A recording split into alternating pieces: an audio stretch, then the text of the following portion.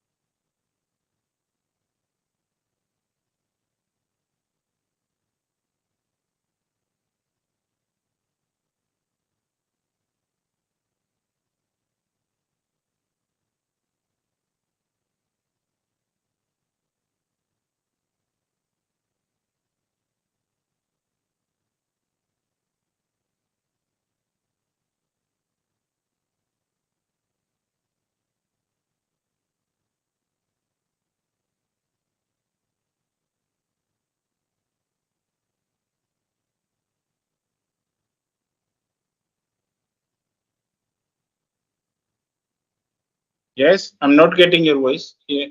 Sir, can you please just switch on the camera? Camera. Okay.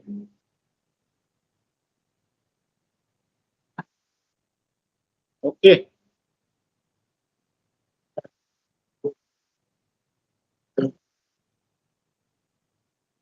Yes, sir. Thank you, sir.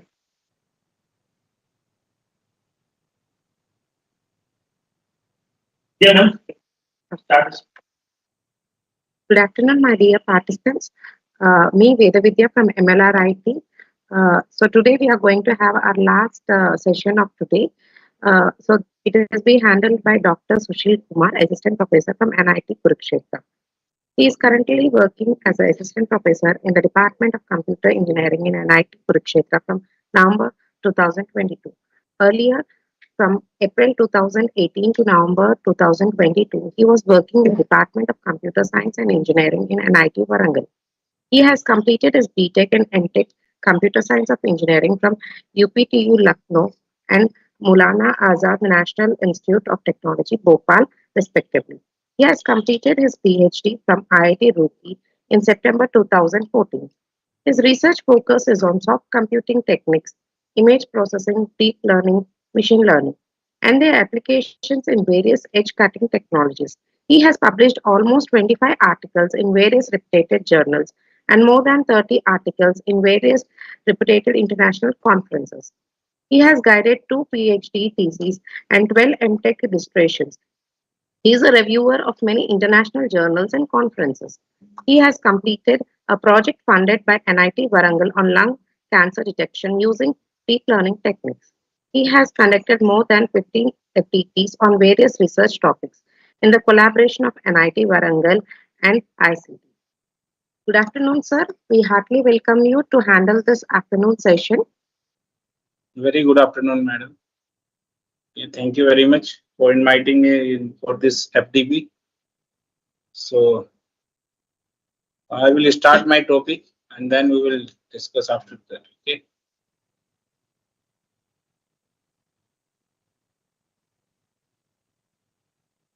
So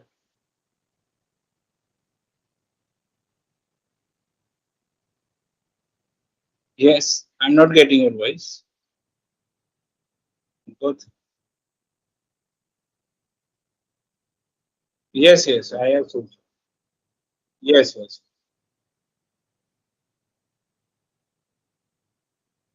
So the topic actually I will discuss today, it is principal component analysis and curse of dimensionality we will discuss in machine learning.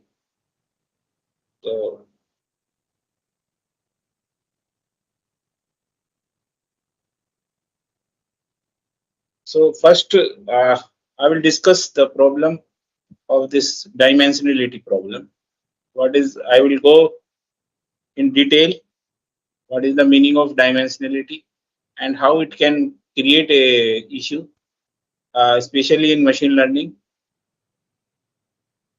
Okay, so dimensionality problem we will discuss first. So the FDP is on machine learning and deep learning and AI. So I think already you have discussed about this the class problems.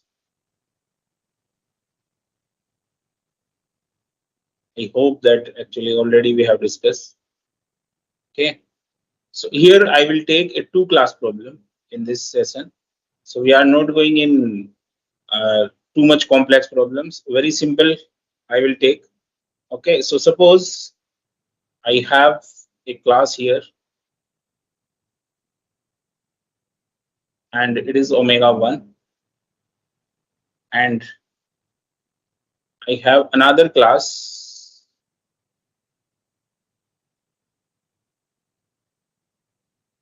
that is omega 2. So it's a two class problem. Okay, simple only. Okay, and this is the probability on X for classes. Okay, and this side I have these attributes are there. Okay, so suppose I want to calculate, so I want to separate the classes. Suppose you have a new problem with you and it is existing at this position. Okay, the new vector or the new class is there, and you need to identify this particular value is existing in omega 1 or omega 2. So if you are here at this position, it is okay. You can identify the particular, you can calculate the probability density function p omega 1, and you can calculate the probability density function p omega 2 for particular this x. And if you are getting this like p omega 1 is greater than p omega 2, then you can say the particular object x is belonging to omega 1 class, and vice versa. If means the probability function of p omega 2, sorry, this is not sorry.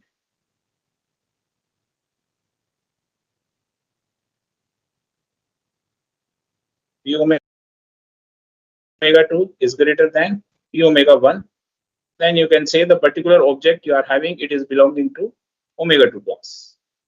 Okay, like that we are working actually. Okay, but sometime we have the problem. Okay, so this space particularly, so if you are here, then you will feel the difficulty actually. If any object is existing at this position, then it will be very difficult to identify this omega 1 or it is belonging to omega 2. Okay, and if you are calculating this probability density function p omega 1, the cases may be like that you are getting the same value because you are here at this point. So if you are calculating for omega 1, it may be same, and for omega 2, it may be same. Okay, so what you will do in this case, you can't identify that particular object you are having, it is belonging to this omega 1 class or omega 2 class. Then what you will do here, you can do another calculation. So you can calculate the variance. Okay, but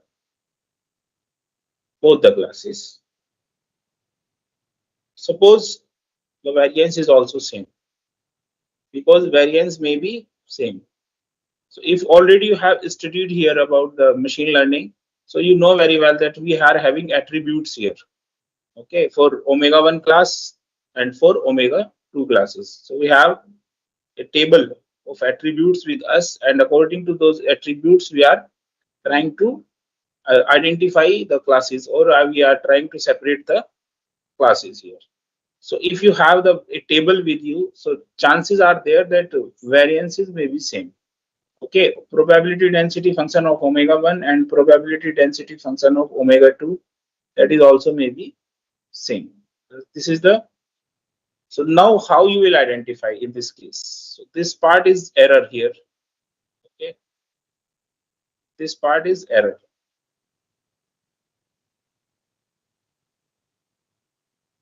Okay, so what you can do here, you can calculate the mean.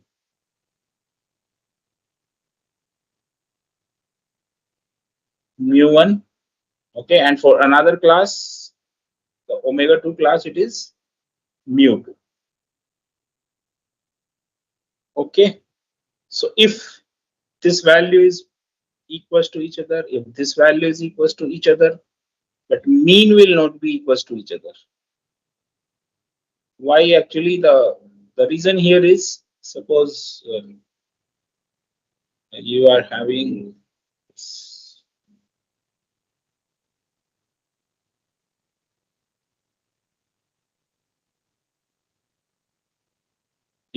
a table with you. Okay, some attributes are there. Suppose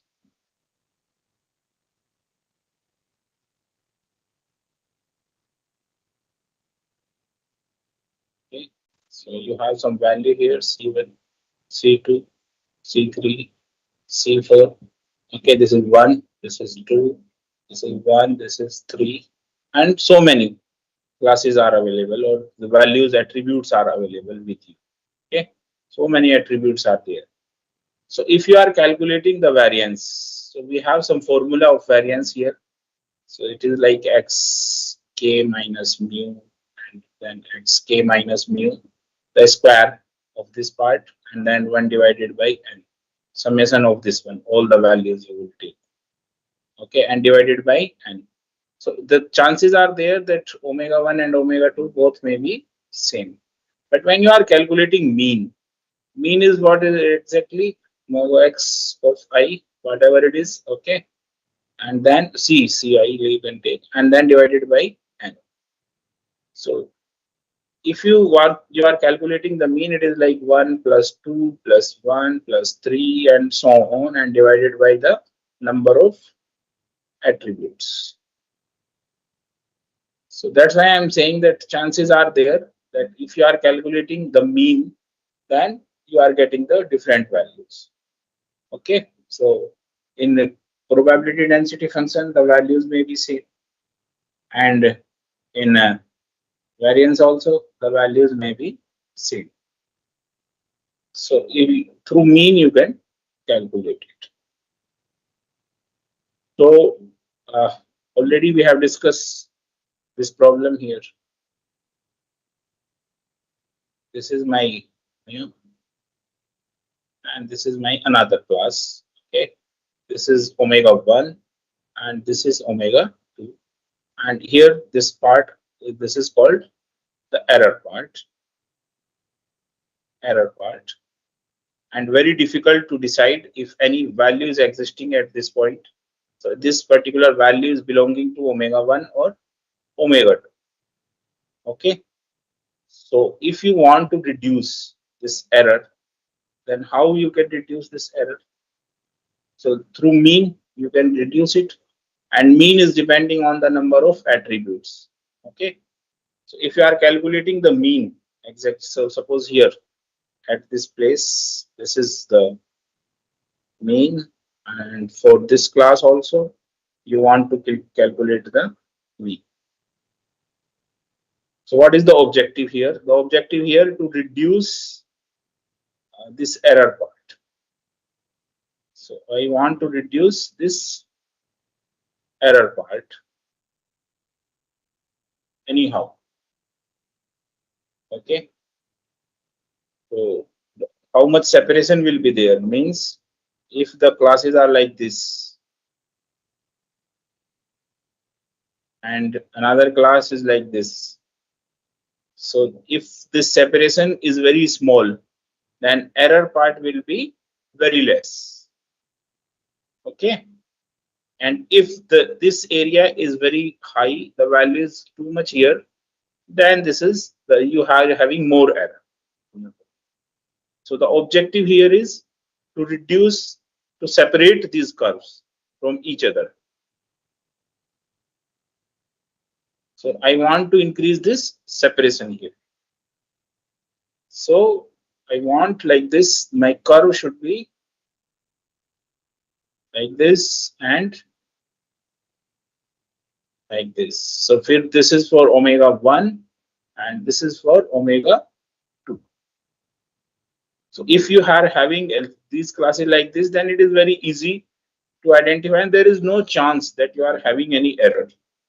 Okay, and need not to identify that this particular value is existing at this place.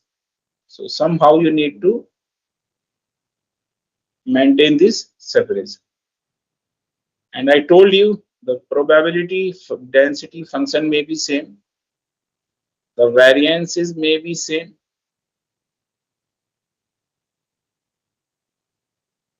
Variances may be same, but mu or mean will not be same. So I told you this is it is belonging on the separation. Okay, so if the values of mu1 and mu2 is far away from each other, then you can say the separation is large. Okay, and what is this value? Suppose I have 1 plus 2 plus 3 plus 4 and divided by 4, and I have 1 plus 2 plus like this plus 10 and divided by 10. So you will see this value will be more in comparison of this. Okay, so what exactly I want to say here, the mean value will be separate from each other as much as attributes will increase. The attributes will increase means if you have a table in which you have 10 attributes, so the mean value will be less in comparison of if you have a table with 100 attributes. So here you have more, this mu. Okay, if you have 1000 elements in your table or attributes, then mean will be more. Okay, it's not true for only mu1, mu2 also. So what exactly I want to say here, I want to say that if attributes will be more,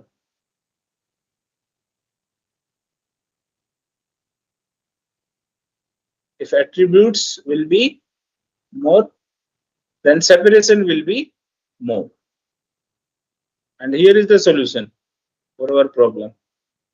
If separation is more, then there is no problem actually. Easily you can identify that the error will not be there actually. Okay, but when I am saying attributes will be more, the meaning of this actually is we are increasing the dimension. We are increasing the dimension of our problem. Okay, so suppose you have 10 attributes, so it is easy, the dimension is less. If you have 100 attributes, that dimension is high. If you have 1000 attributes, the dimension is more high. Okay, and if you want to separate the classes and you want to easily identify which particular value is existing with which class, then you need to increase the dimension. Okay, so if you are increasing the dimension, then it is very easy for you to separate the classes. Okay.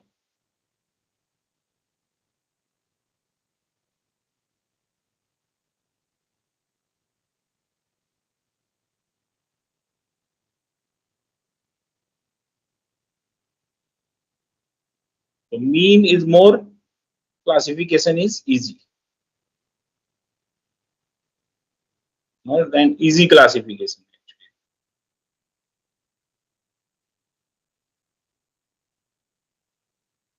Easy classification.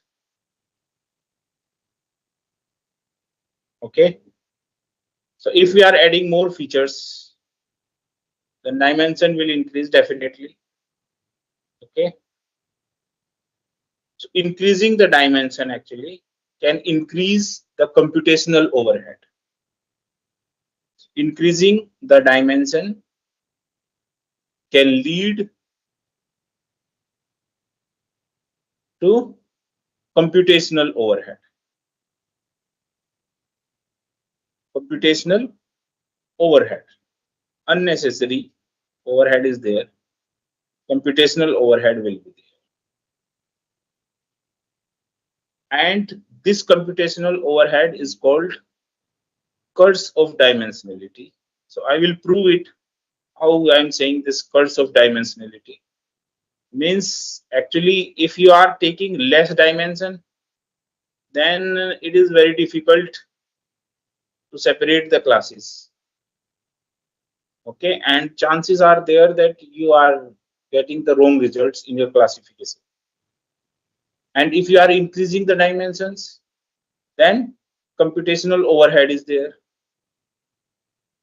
Okay, so it will easy your classification, but the computational overhead will be there.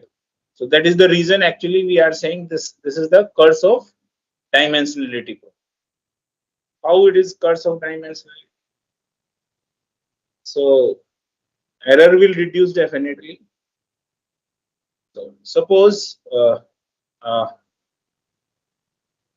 I will prove it actually. Why I am saying this actually? So you know the mean. Okay, because we are not talking about here one or two or three values. So in machine learning we have load of attributes are there. So the formula of mu is 1 divided by n. Okay, and k is equal to 1 to n, and the attributes you are having or features xk. Okay, and the meaning here is it is like this: x1 plus x2 plus x3 till xn, and it will be divided by n. And if you will go in the details, then it is directly depending on dimension d. Okay, not exactly but almost, and d. So the mean is directly proportional to dimension.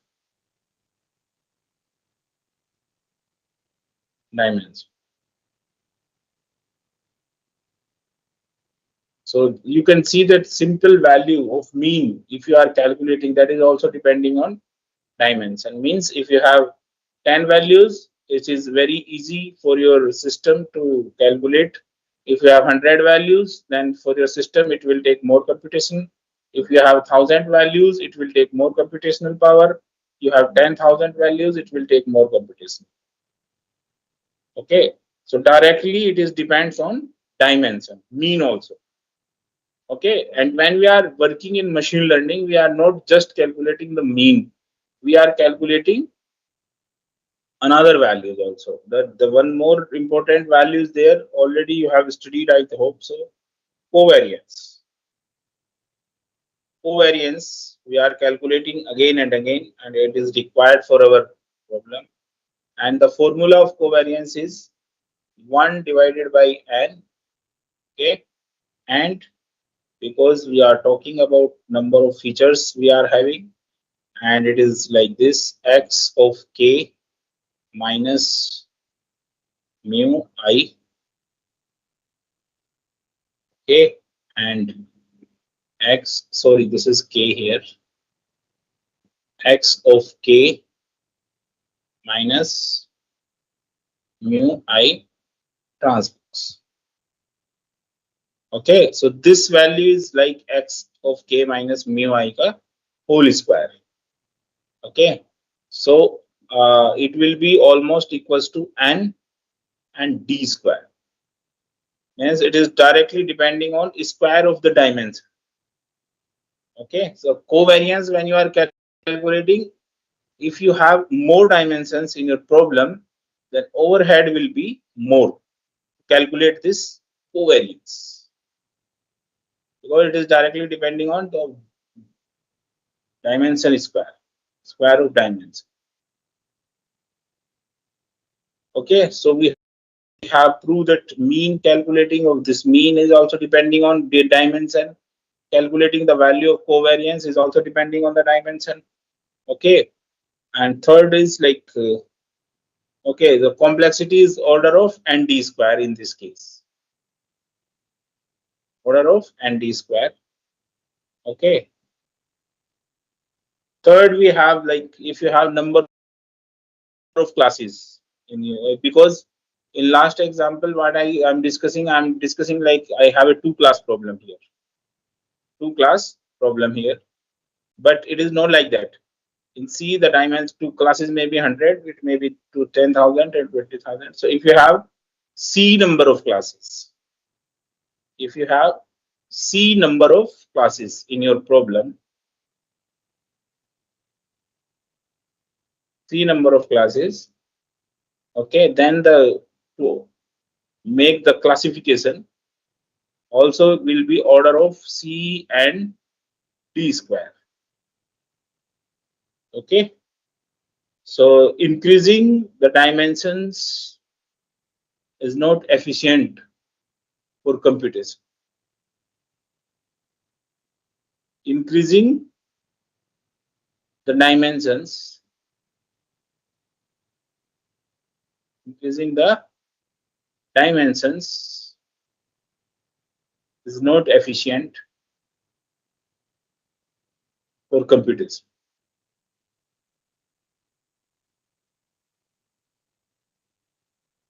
Sent for computation. But having less dimension,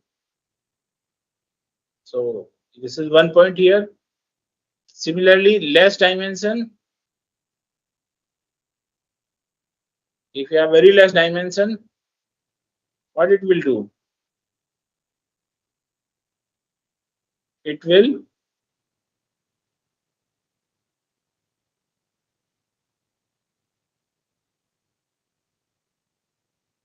create the errors in classification. Classification will be very difficult.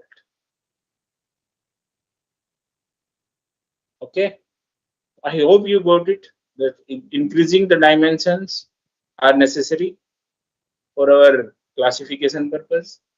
Okay, but at the same time, it will be computational overhead.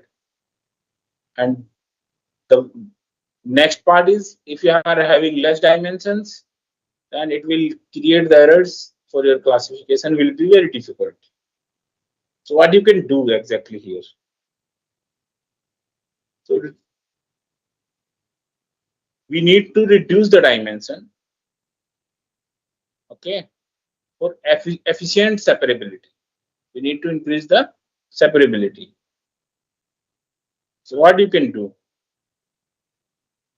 So what I will do here,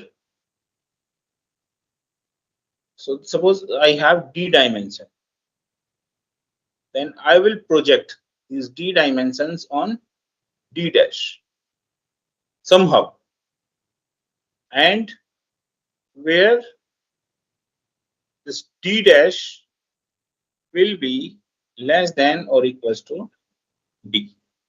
So this is the purpose for today's lecture actually.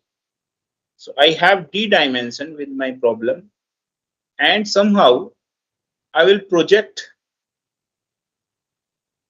okay, I will project this D dimension on D dash, okay, and then this D dash will be always less than of D, okay. So we have two approach for getting this part. So one is PCA, principal component analysis. Second is MDA,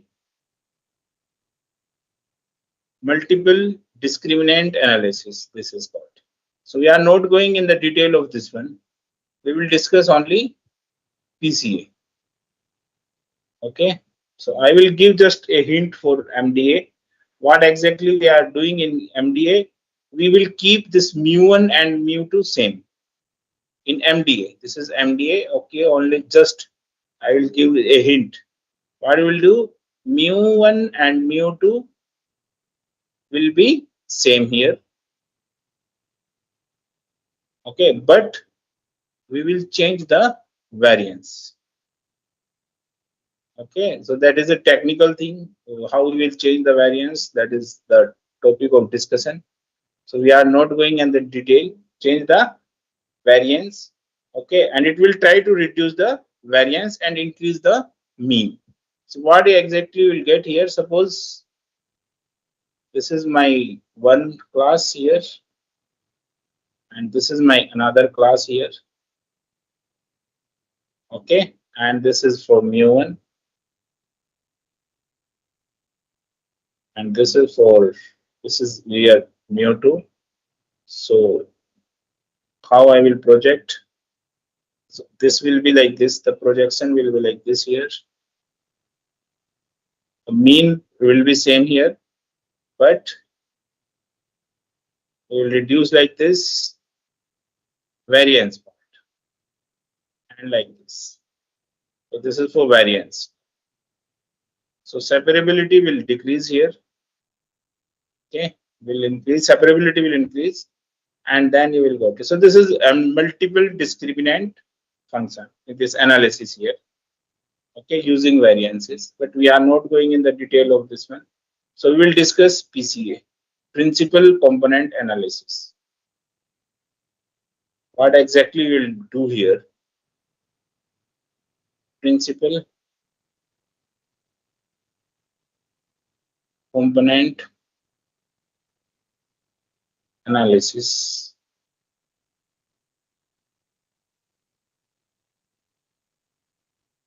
So in PCA, we will represent the d-dimension vector to one dimension vector. So this is the very important statement here. So what we will do here, d-dimensional vector. Okay, d-dimensional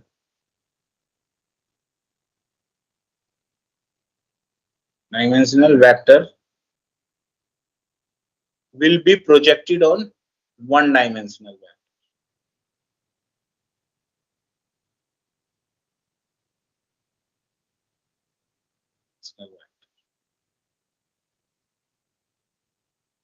In PCA. Okay, so let me start how you will got it. So I will discuss a very detailed analysis. So everybody will got it. How we are doing it. Actually, mathematical part we will discuss. So suppose we have n number of feature vectors, n number of feature vectors, n number of feature vectors.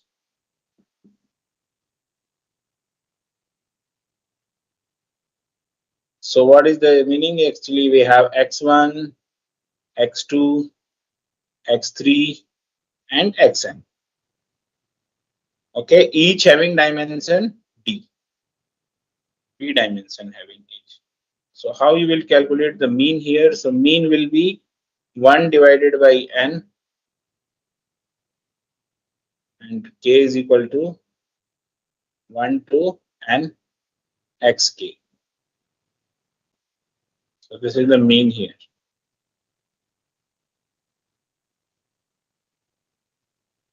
Okay. So in PCA, we will represent the d-dimension vector to 1, and this is the formula for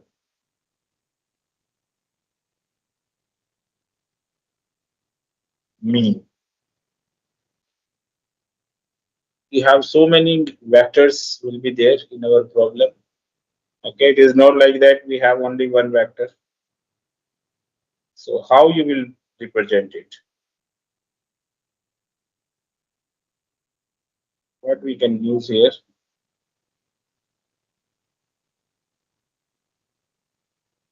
Let me do it. So what exactly I will do? Suppose I have vectors with me. Okay, different vectors are there. This is another one. This is another one. Okay, I have another here. I have here. Okay, so number of factors we have. So if you have the idea in machine learning, so you know very well, we have so many vectors with us. So different vectors are there. So what exactly we will do here? we will consider that we have a line here. We have a line here which is passing from here, from the mean actually. A line passing from the mean. Mean of these vectors, okay, passing from mean in direction E. In direction E.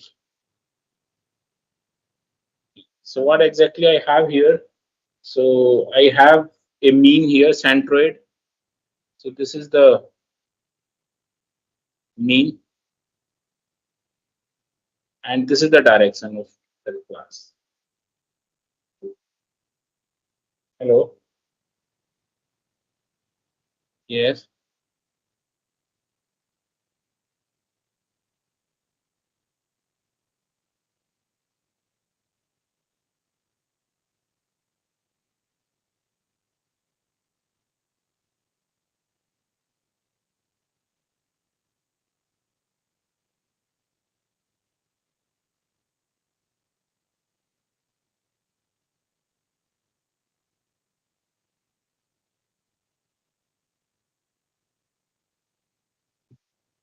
So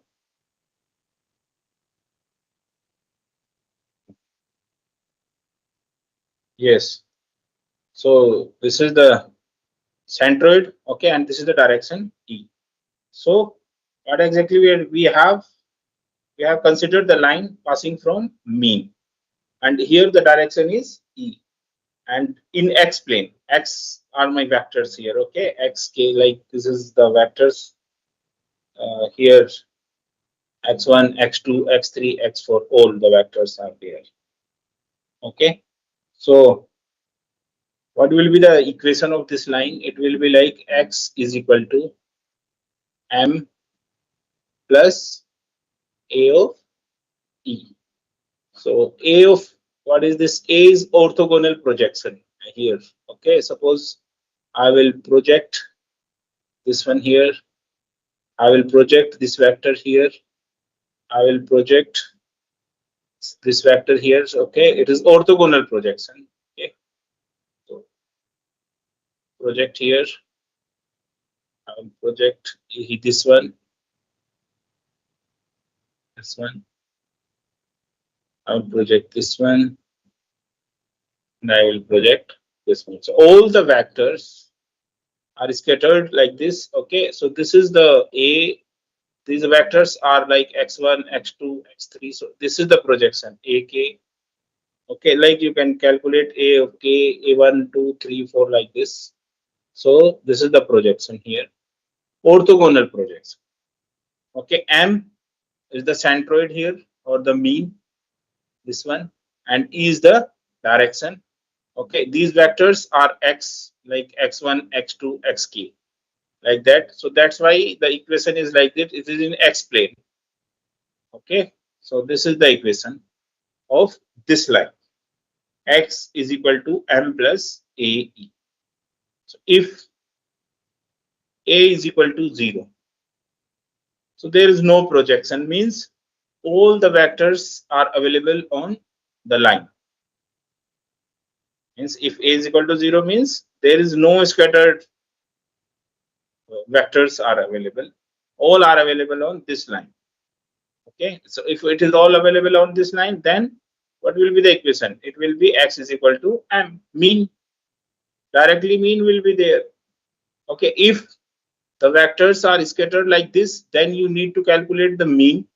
But you first, what you will do, the particular vector which is available at this point, you will project on this line. Okay, you will calculate this projected value, and then you will use it. Okay, so these, suppose you have here x k number of vectors, n number of vectors, and all the vectors will be projected on this line, and like that your n dimension vector will be converted into one dimension vector. Okay, so it doesn't matter how many attributes, how many dimensions are available, but all the dimensions will be projected on this particular line. So n number of dimensions will be converted into one dimensional problem here. Okay. So if a is equal to 0, so it means there is no vectors are available on the same line. Directly you can calculate. You are on mean only directly. If a is not is equal to 0, then moving across the line in the direction of E. Okay. So what A is representing different point on the line A. Okay. This point, this is a different point, this is a different point, this is a different point. On this line, projected values will be there. Okay. So what we are saying, if A is not is equal to 0, then in the direction of A is representing different points, then what will be the x of k will be equals to m plus a of k e. Okay, it is like for each and every point we are calculating. Means if you have k points, so then for x1 it is m plus a1e, for x2 m plus a2e, and like that. Okay, it will go till x of k is equal to m plus a of k e, like that. Okay, so different points you will get it, and your n dimensional problem will be converted into one dimensional. Xk will be represented on the line here. Xk will be represented on the line. But when I'm saying xk will be represented on the line, is it correct?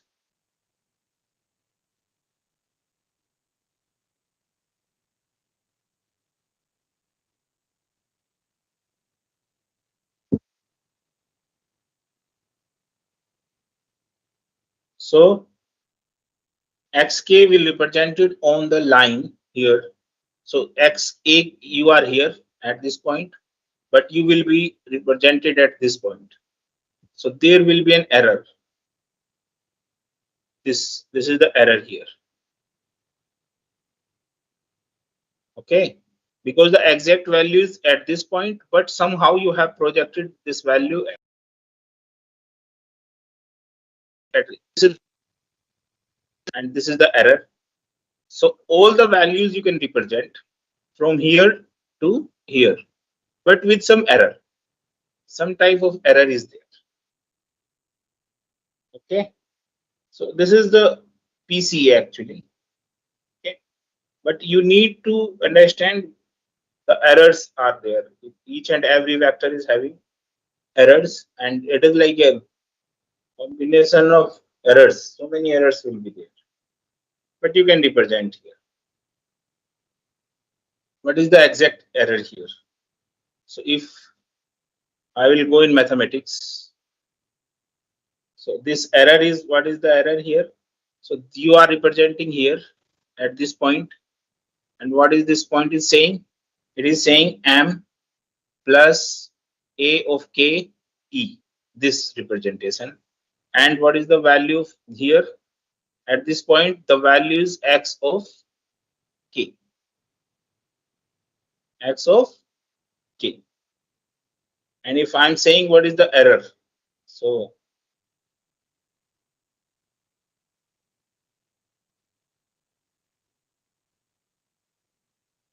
if I ask you what is the error here,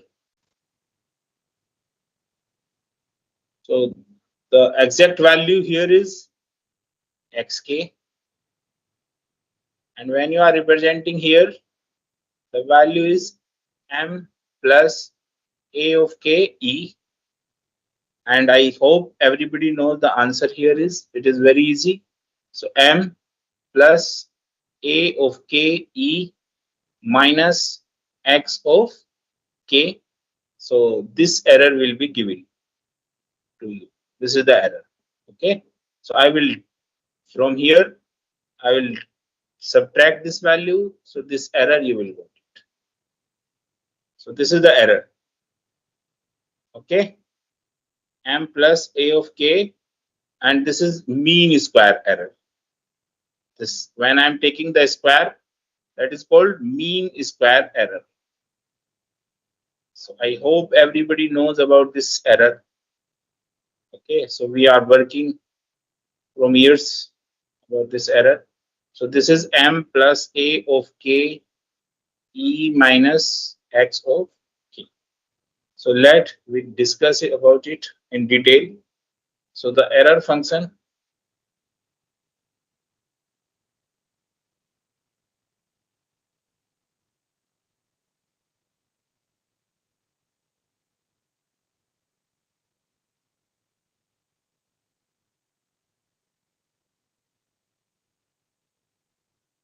so the error function is, what is the error function here? This is the error function j, a1, a2, an, and this is the error. Okay, so what it is giving to you, so I'm writing the full part of this error now, because it's a summation of errors. It is not a single error actually. So many vectors, so many attributes are there. So the error is represented like this: m plus a of k e minus x of k and whole square. This is the mean square error. Okay, so this equation, the above equation,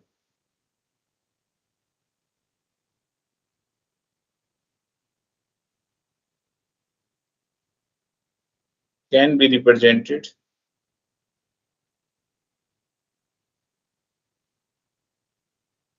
as, what I'm writing, I will just make some adjustment.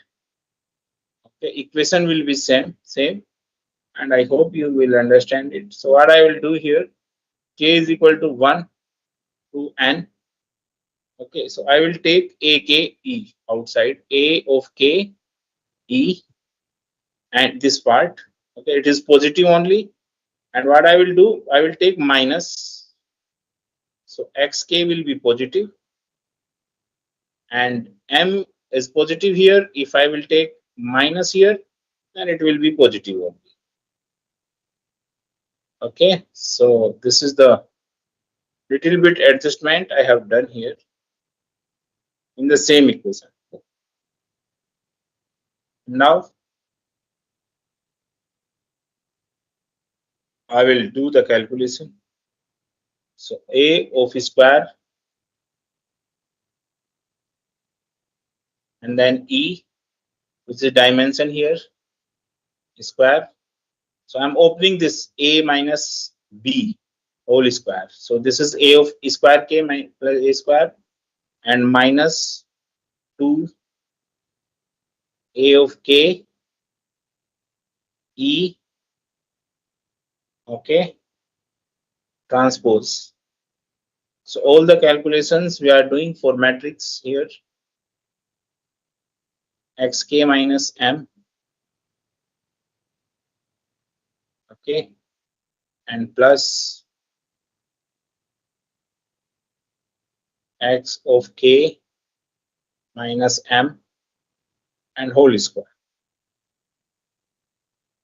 Okay, so this is only, I have opened a minus b, so this is a square whole square, this one minus 2ab, so minus 2 a of k e transpose xk minus m and plus b square whole square.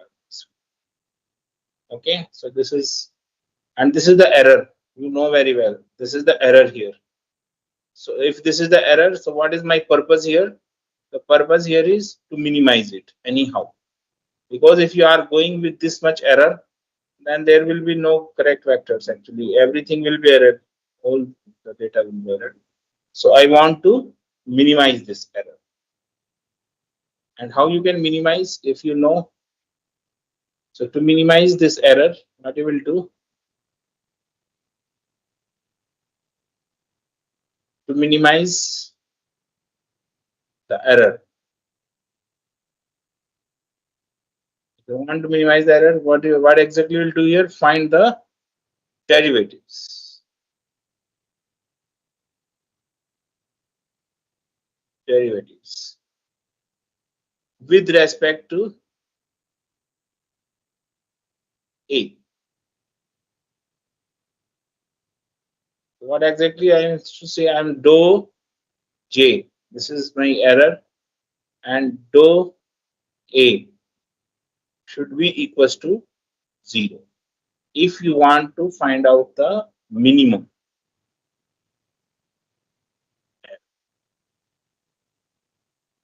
Okay. So the equation here it is like this one: A of square K E square. So equation you can write here. So it will be easy to understand actually what exactly we are doing here. So equation is like this: A of square K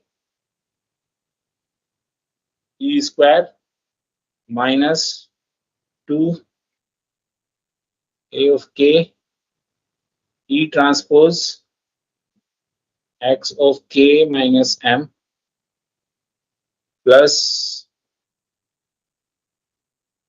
X of K minus M whole square.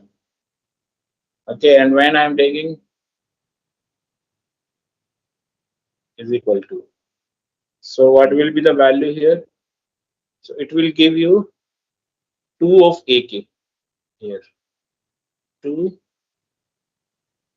of AK, this particular value. And E will be 1 actually. It is a direction here. So E square will be equals to 1 because E is a unit vector actually. E is a unit vector. So it will be 1. So we are not considering extra years. Okay. And this portion is not having A. So it will be 0. So only this portion is there and it will give you minus 2. This already A is there. So A will not be there. And then it will give you E transpose X of K minus M and is equal to 0. So I am implementing this equation here. Okay, so I took this dou J of dou A 2 of AK minus 2. AK will be 1. E transpose T X K minus M. And what is the meaning of this equation is 2 of AK is equal to 2 of E transpose X of K minus M. Okay, and it is saying A of K is equal to E transpose X of K minus M. This is the equation. Okay, I got this one equation. So just wait for 2 minutes. I'm coming back.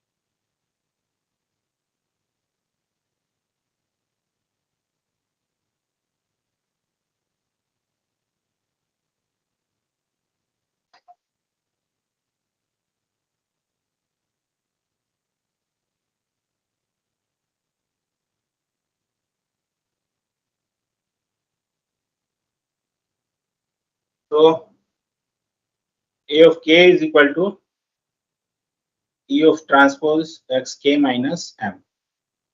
So AK is nothing, that is like orthogonal projection of xk onto a line in the direction of passing through that mean actually. Okay.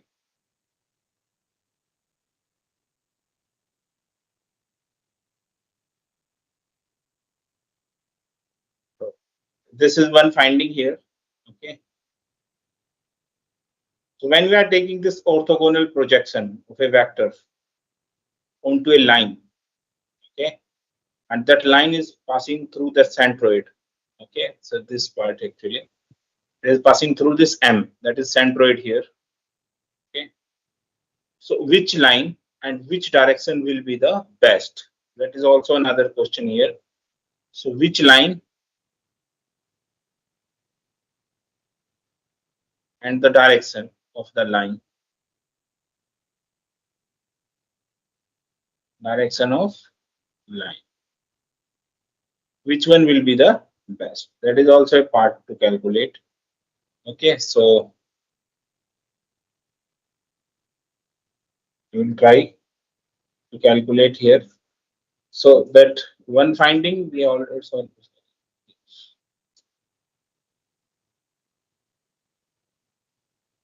So we have one finding here, that is x of A of k is equal to E of transpose xk minus m. So now I will find out the direction. So J of E, the same equation is required actually, because it is same here.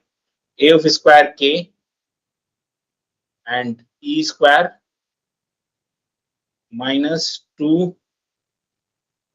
of A of k E transpose xk minus m, xk minus m, and plus this one x of k minus m, m ka whole square. So what is this? JE is the unit vector in the direction of line. JE, this is JE here. Okay. So now what I will do, I will replace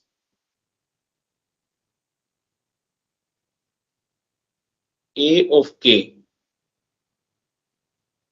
is equal to E of transpose xk minus m. This part will be replaced by A of k. Okay, so the above equation I can rewrite like this: A square of k mod of E square minus 2 A of k and A of k. Okay, plus summation x of k minus m whole square. K minus m whole square. Okay. So this is already I told you in the unit vector. Unit vector. So the above equation will be like this: A of square k minus 2 A of square k plus summation x of k minus m and whole square. And what will be the result? The final result is minus A of k plus x of k minus m and whole square.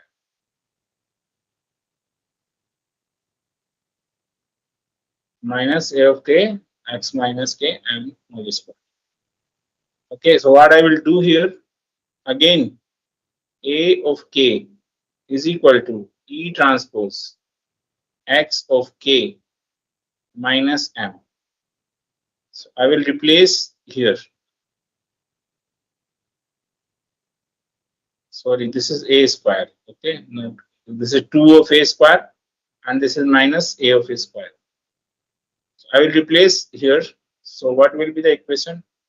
So the next equation I will go to it here, that is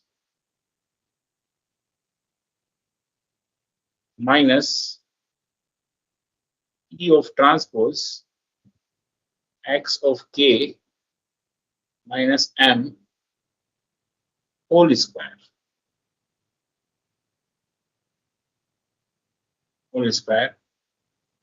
and plus summation of x of k minus m whole square.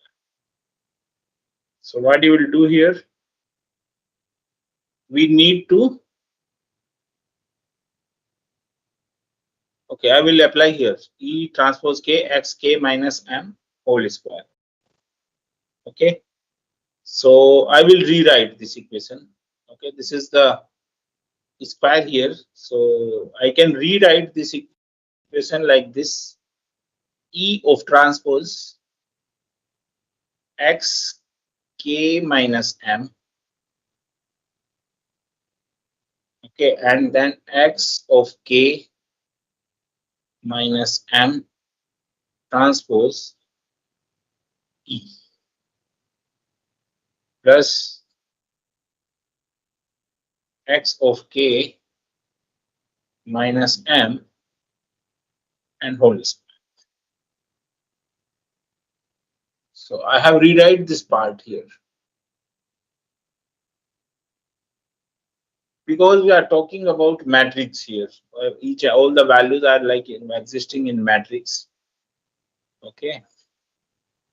So if suppose you have a matrix with you like this 1, 2, 3, and you want to calculate the square of this matrix.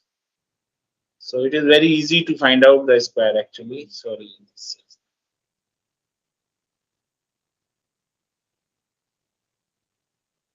Suppose you have a equation here, so matrix form x1, x2, x3, and you want to calculate the square. So what you will do here is x1, x2, x3, and the transpose of this one, multiplication x1, x2, x3. So if you will do this calculation, you will got the square. Same thing I have done here. So I took E of transpose xk minus m, xk minus m transpose, and then E.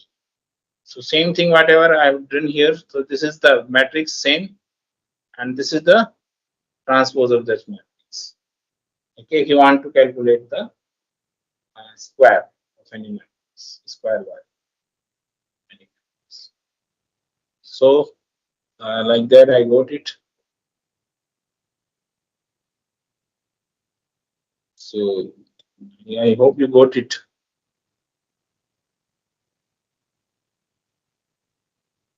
Okay. Here E is independent of K. Okay, so that is not required. So what you will do, this is the equation here, I got it. So what are you, if E is independent of K, so what you can do, you can write it outside because it is not depending of summation, is doesn't matter. Okay, so xk, for K this summation is required. Okay, so this is required x of K minus M and x of K minus M transpose and E plus x of K minus M and whole square. Okay.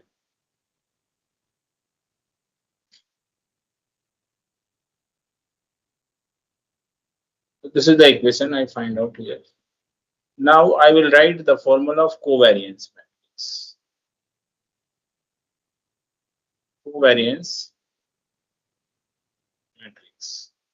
What is the formula here is summation of is equal to 1 divided by n Okay, already we have discussed this formula when I was discussing in initial phase. K is equal to 1 to n x of k minus m and x of k minus m transpose. So this is the formula of covariance matrix. And if you will resemble this formula, x of k minus m, x of k minus m transpose, okay, only 1 divided by n is not there, okay, otherwise it is same. Okay, so it is like similar to covariance. So this what I will replace here this formula with a value that is called S. Scatter matrix, actually scatter matrix, that is called scatter matrix here. Okay, it is similar like covariance matrix from here.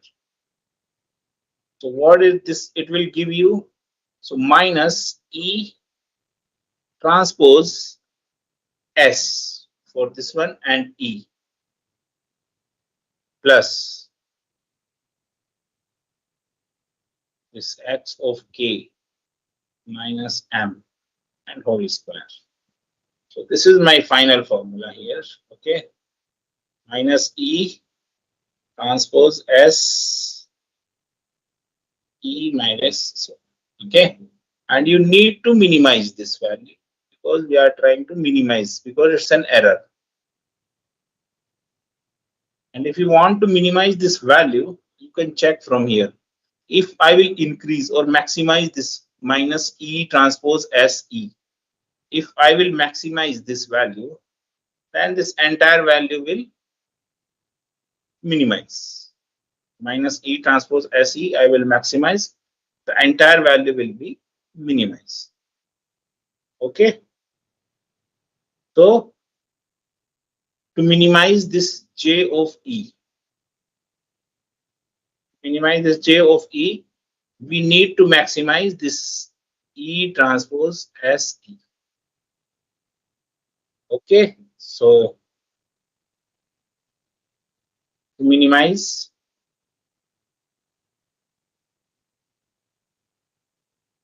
J of E, we need to maximize E transpose S of E. How you can maximize it?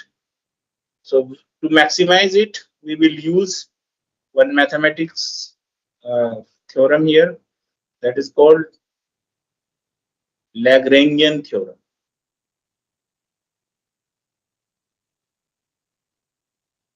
And what it is saying, mu is equal to E transpose SE minus lambda E transpose E minus 1. And if you will take the derivative with respect to E, so it will take like dou mu and dou E is equal to, so it will be behave like this 2 E square. So it will give you 2 of SE. Here also it will be 2 E square actually. It will also give you 2 lambda E and minus lambda will be 0 and equals to 0. Okay. So what it will give you? It will give you S of E is equal to lambda of E. So what exactly it is saying, that it is an eigenvalue expression actually. So E is eigenvector here. E is an eigenvector of S and lambda is eigenvalue for same eigenvalue. S E is equal to lambda E. So what it will say you, S E is equal to lambda E, and if I will put in this equation S E, so it will be E lambda E. So what exactly we are saying? It will be E lambda E, and I want to increase this value. So what I want to increase, I need to increase the eigenvalue.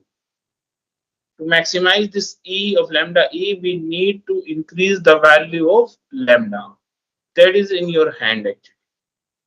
E you can't control. Okay. If we will consider only one maximum value of lambda here. So I have like this E minus lambda E plus, that is like summation of x of k minus m whole square. And I want to maximize this. So you have only lambda. You have a control on lambda, and that is eigenvalue. That is the eigenvalue.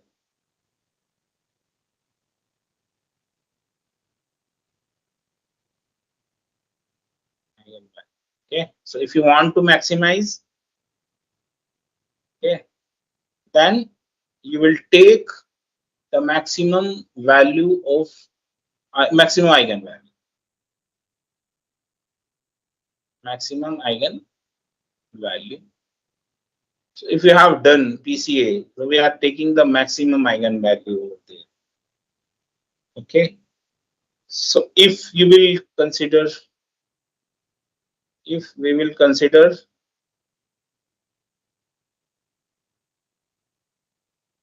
only one value, only one maximum value, only one this, okay, then only one maximum value, then what will happen? The n dimension vectors will be converted into one dimension vectors. Okay, if you are considering multiple values of lambda, multiple values of lambda, then it is like this: d dash is less than or is equal to d. It depends on you how you can use it. Okay, so this is the principal component analysis. Okay, so here you need to take care that you are taking one dimension. Okay, if you are taking only single value, then it will be converted into one dimensional. If you are taking two values, then n dimension will be converted into two dimensional. If you are taking three, then n dimension again will be converted into three dimensional, like that. Okay, now I will take one example of numerical example.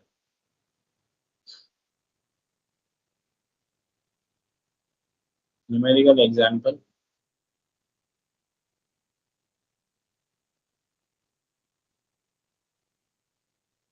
For this PCA.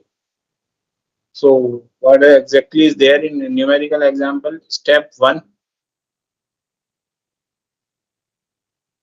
you will get the data.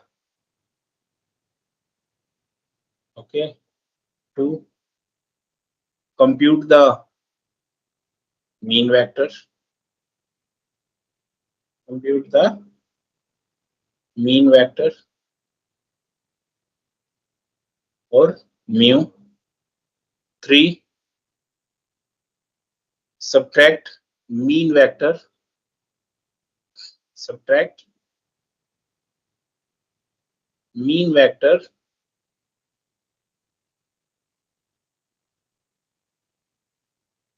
from the given data. From the given data. What exactly I am saying here? I am saying x is the given data and mu is the mean. 4th, calculate the covariance matrix. Calculate the covariance matrix.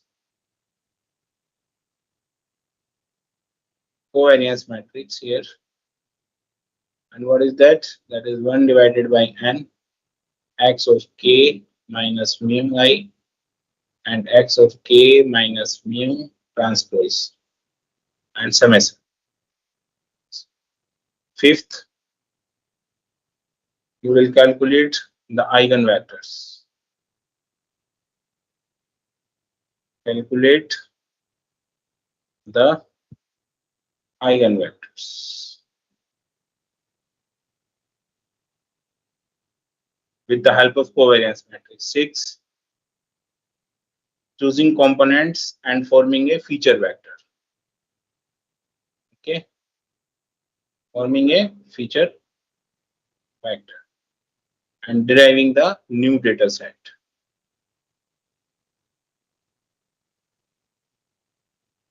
Deriving the new data set.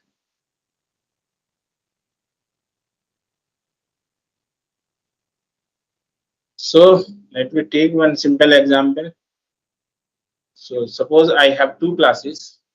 I will take very simple example.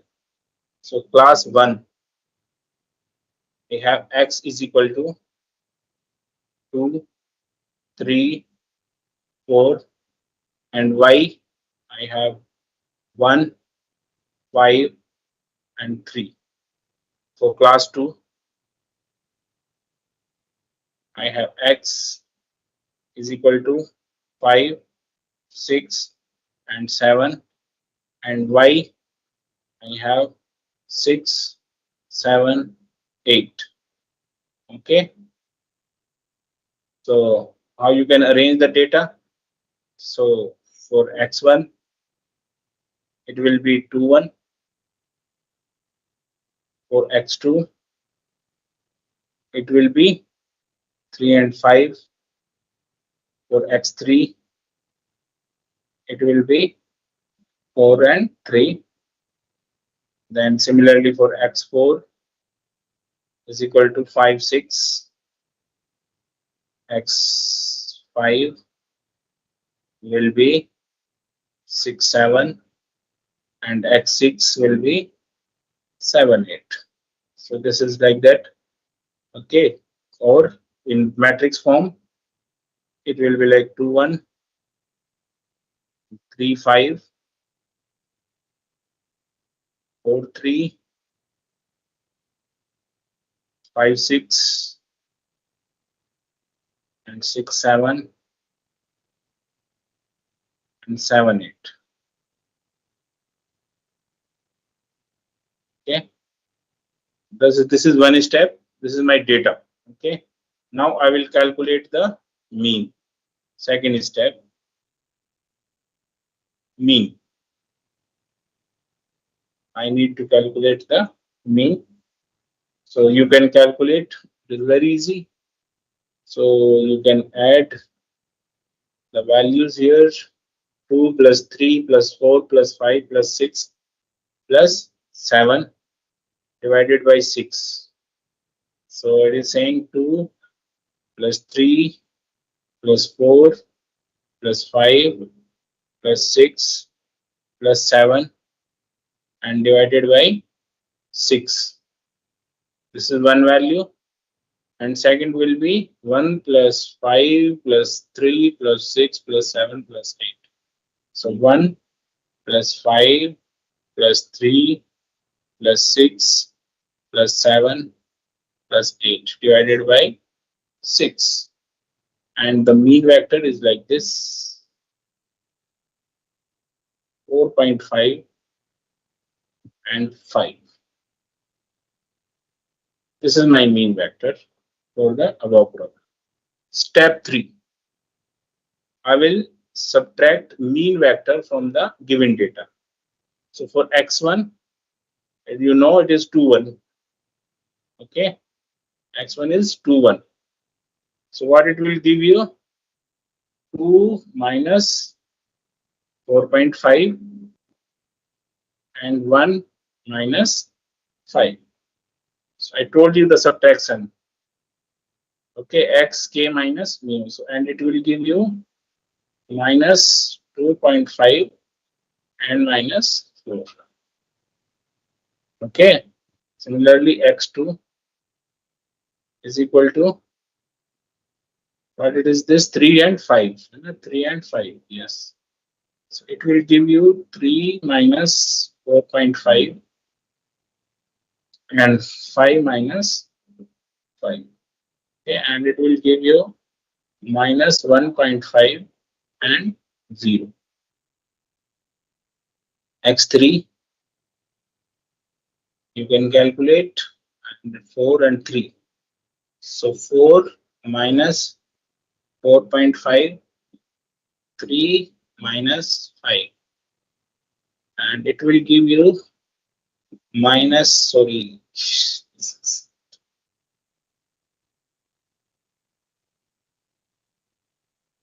will give you minus 0.5 and minus 2. Okay.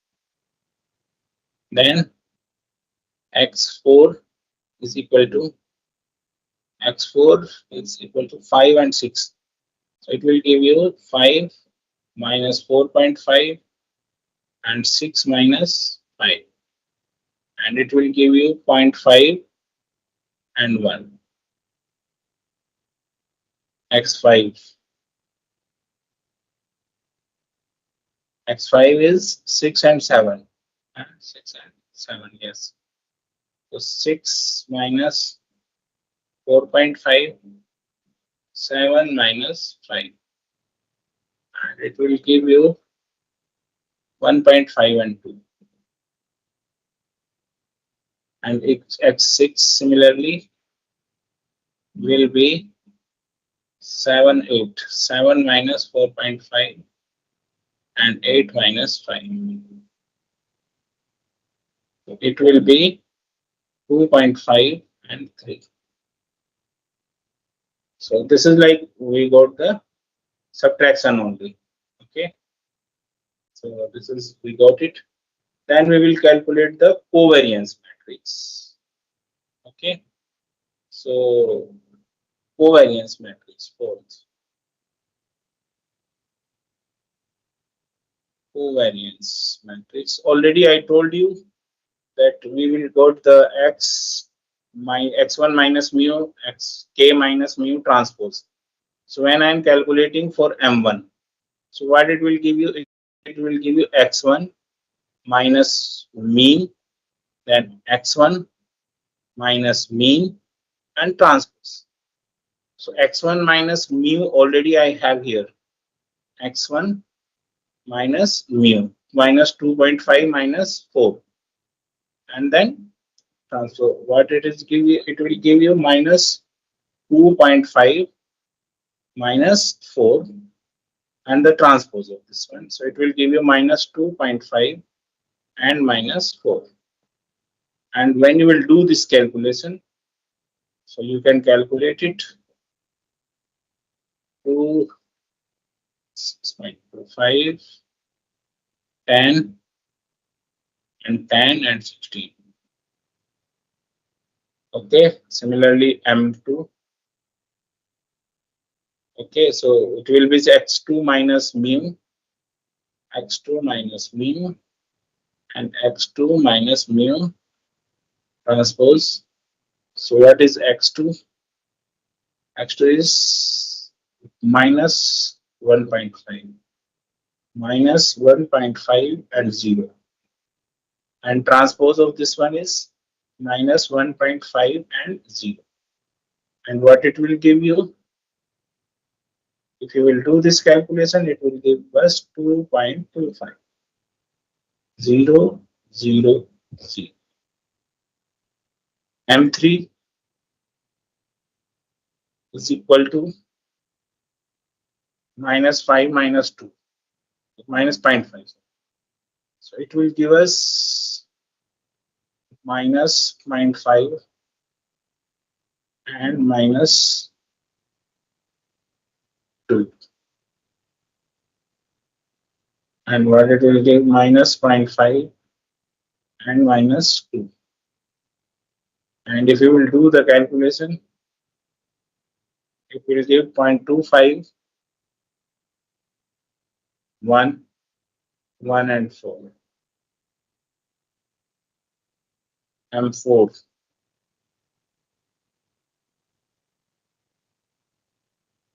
M4 is 0.5 and 1. 0.5, 1 and 0.5, 1. And what it will give? It will give us 0.25, 1.5 and 1. M5. M5 is 1.5 and 2. 1.5 and 2. And transpose of this one is 1.5 and 2.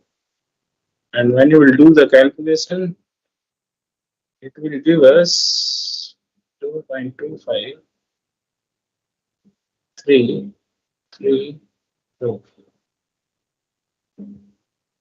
And M6. M6 is 2.5 and 3. 2.5 and 3. And 2.5 and 3. And it will give us 6.25, 7.5, 7.5 and 9. Okay, so this is the subtraction. I got it here. And if I want to find out the covariance matrix,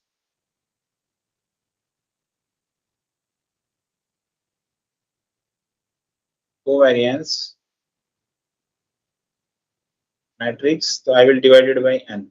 So what I will do here, m1 plus m2 plus m3 plus m4 plus m6 and divided by 6 in this case. Okay,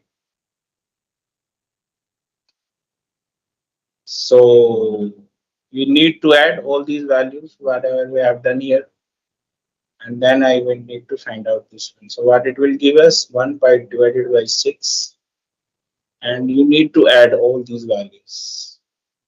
6.2.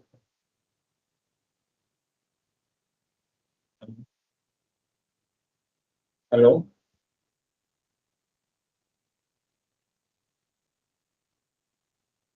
Hello. 17.5, 22, 22 and 34. Okay, so this is my covariance matrix here. 2.92, 3.67, 3.67 and 5.67. This is my covariance matrix. I got it. Now I will calculate the eigenvalues. Okay, calculate the eigenvalues.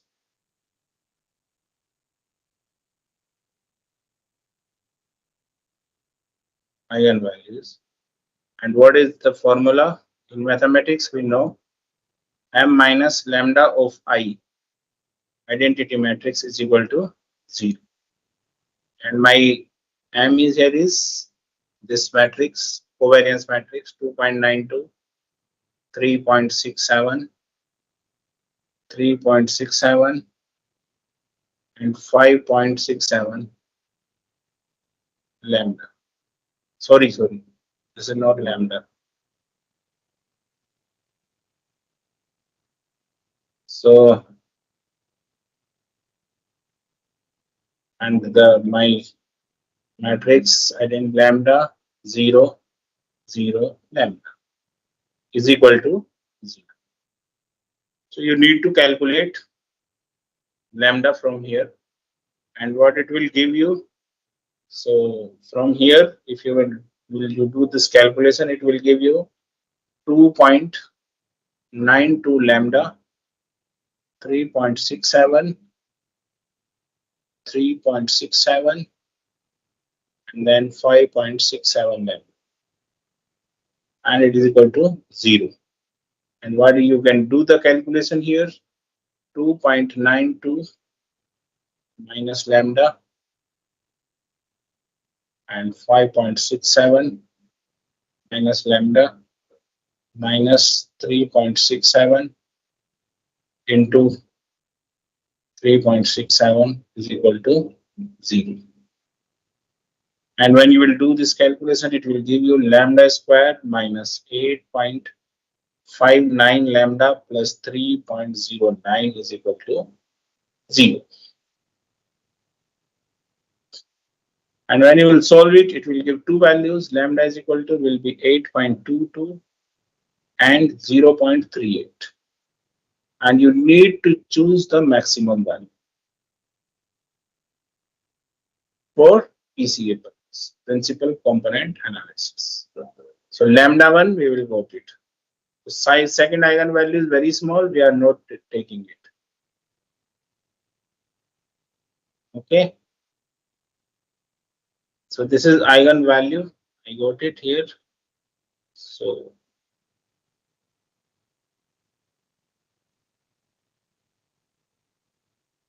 let me find out the eigenvector with the help of this eigenvalue. Eigenvectors, how you will find out? So that is m of x is equal to lambda of x. We know, so m is covariance matrix here. So it will give us 2.92, 3.67, 3.67 and 5.67. Okay. And this is my eigenvector x1, x2, and it will give you 8.22 lambda. Okay, and here again the x1 and x2, the eigenvector. Okay, so from here you need to find out the value of x1 and x2. So it will give you 2.92 x1 plus 3.67 x2 is equal to 8.22 x1 and 3.67 x1 plus 5.67 x2 is equal to 8.22 x2. Okay, and when you will simplify it, it will give you 5.3 x1 is equal to 3.67 x2 and 3.67 x1 is equal to 2.55 x2. Okay, so from here, if you want to find out, so x1 will be giving to you 0.69 x2. So the vector from here will be x1 and x2, 2.55 and 3.67. Okay, so this is my principal component from the given data set. Okay, so now you can apply this PC algorithm to transform the 2, 1 is the first vector you know is there with you, and you want to project this vector. Okay, so the feature vector after transformation will be क्या होगा, that will be transpose of eigenvector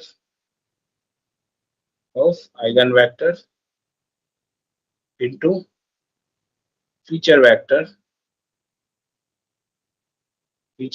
minus mean vector. So what it will be, the eigenvector is 2. You know very well, it is written over there 2.55, 3.67 and multiplication with already this we have done minus 2.5 and minus 4. So when you will calculate this one, it will give you minus 1. So 0.55. So the vector you are having 2, 1. will be projected with this value into one dimension. This is the projection on plane. Okay.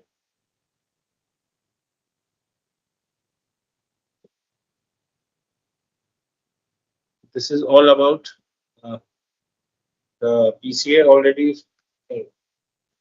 This is the PPT here. Same thing I have told you.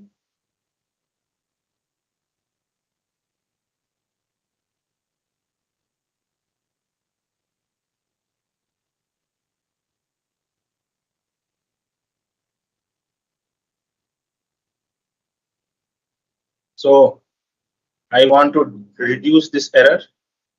Okay, if you want to reduce this error, so what you will do, this is the, you will calculate for mean, and for mean this is the formula. Okay, and it is directly depending on dimension. So covariance, this is depending also on dimension.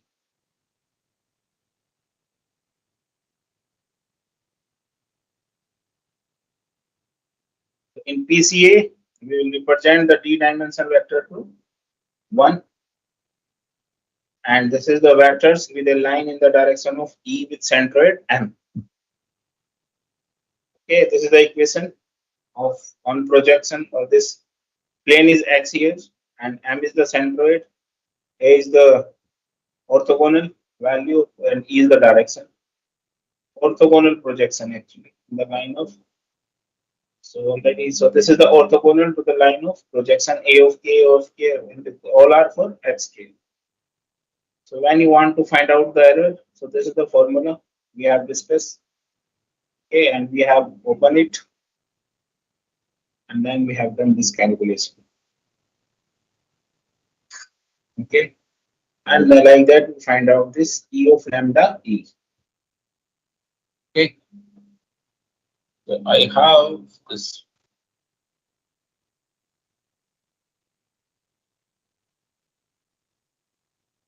code is also there, the PCA.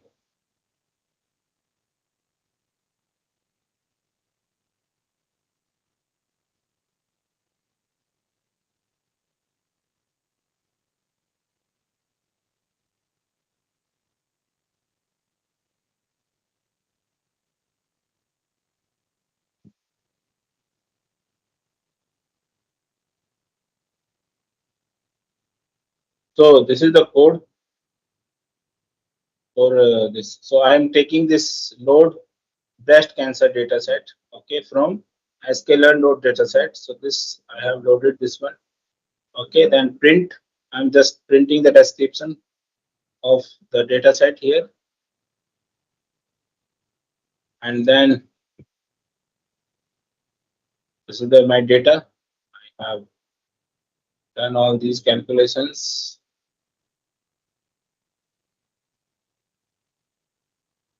and this is the PCA code here. So PCA is equal to n underscore components to 1. So you can check from here. I have the dimension. Okay, so 5 rows into 30 columns, the data set. So this is the original dimension for my data set, 569 into 30. So here, if I'm taking one eigenvalue, so if I will take 5, then you will check that this will be 569 into 5. Okay, so like that I told you, if you are taking more number of eigenvalues, then it will be converted that many dimensions. Okay, you can take 30 also, then it will be equals to t dash is less than equals to t, 30 also. Okay, so like that you can calculate it. This is all about the principal component analysis. If you have any doubt, you can ask me.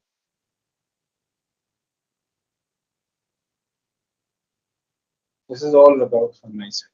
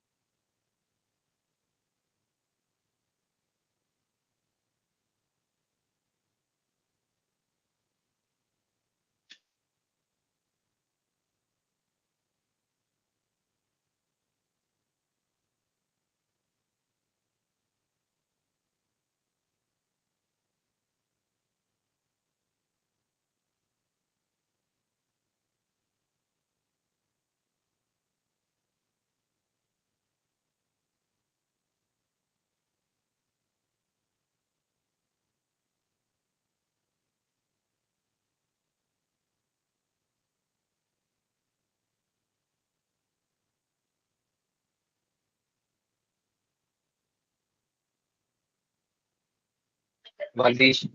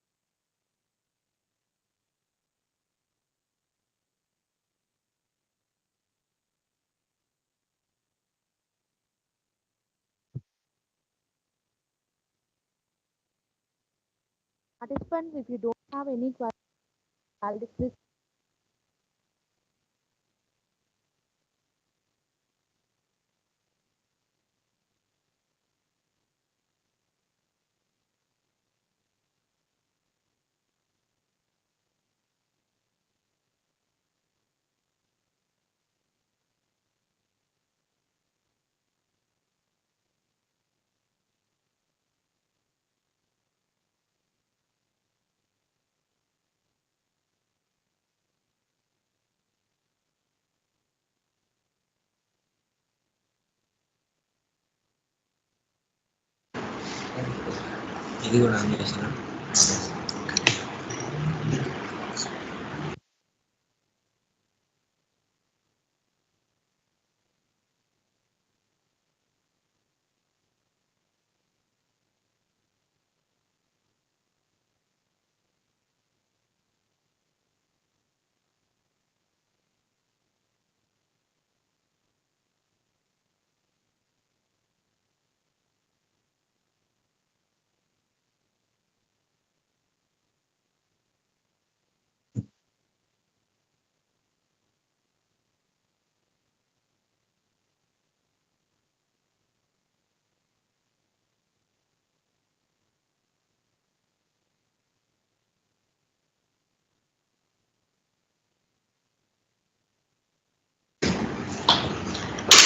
Participants, please wait for 5 minutes. We'll start the valedictory.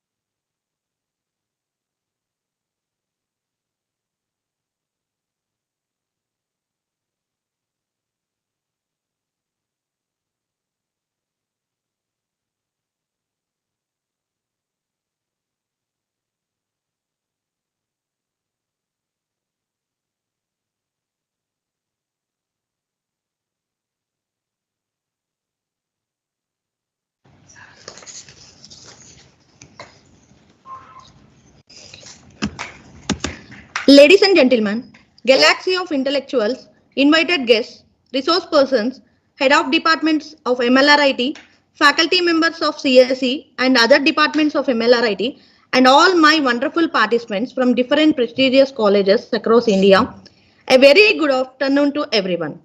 On behalf of MLRIT CSE department, I Saptami, Assistant Professor, CSE department, I extend a very warm welcome to all of you for this valedictory ceremony. It gives me an immense pleasure to start auspicious occasion by heartily welcoming everybody. First and foremost, I would like to welcome our young directors of MLRIT, Mrs. Mari Shreya Reddy ma'am and Mrs. Mari Dhiran Reddy sir. Now let's welcome our dynamic and source of inspiring pattern of this FDP, Principal of MLRIT, Dr. K. Srinivas Rao. Now I welcome Dr. Sushil Kumar, Chief Guest for today's valedictory session. I welcome our convener of this FDP, Dr. A. Balram, Professor and Head of CSE Department. And also welcome coordinator of this FDP, Dr. Azmira Kiran, Assistant Professor to this program.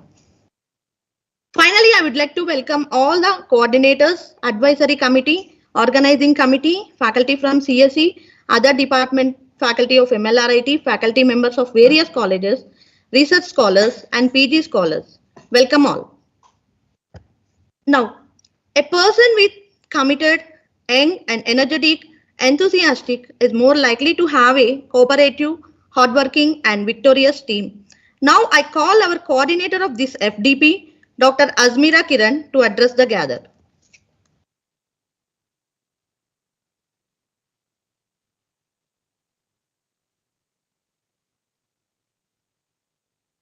Thank you, ma'am. A very good afternoon to our esteemed dignitaries, respected management, distinguished speakers, and dear faculty members, and all enthusiastic participants. A warm and sincere good afternoon to one and all.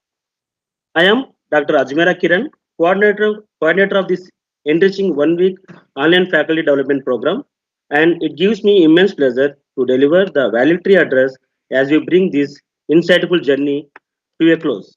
Over the past 6 days, we have delved into the fascinating domains of artificial intelligence, machine learning, and data science, domains that are not only revolutionizing industries but also reshaping the future of academic research.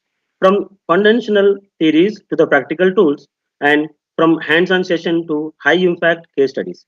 Each session has been testament to the depth and breadth of knowledge our experts, resource persons have brought to the table.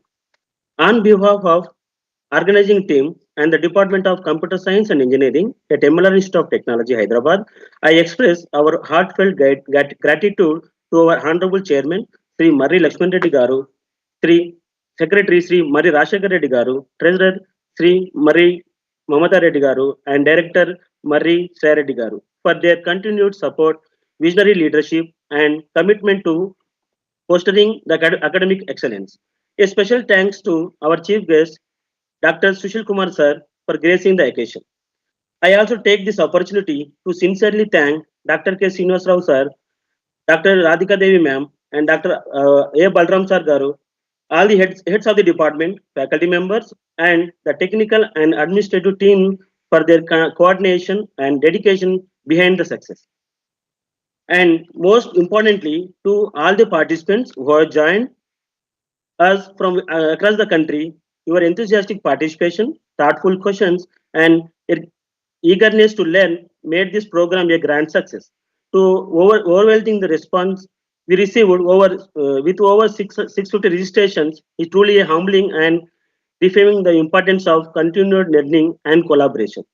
As we conclude, let us not view this an end, but rather a beginning of new ideas, collaborations, and innovations in the field of AI, ML, and data science. Let us carry forward to the insights gained here and translate them into impactful research and teaching. Once again, thank you all for being a valuable part of this FDP. Wishing you all the best in your academic and professional pursuits. Thank you and stay inspired. Over to you, ma'am. Thank you, sir. Thank you so much for your words. The backbone of success is hard work, determination, good planning, and perseverance. Now I call our convener of this FDP and who stood backbone of this entire FDP, Dr. A. Balram, HOD CSE, MLRIT, to speak few words about this 1 week FDP. Yeah, thank you, Saptami. Today's resource person, Dr. Sushil Kumar, Assistant Professor, NIT Kurukshetra, Dr. Srinivasarao Garu, Principal Sir, and Coordinator of this program, Dr. Kiran, and my dear participants and faculty members. Very good afternoon to all.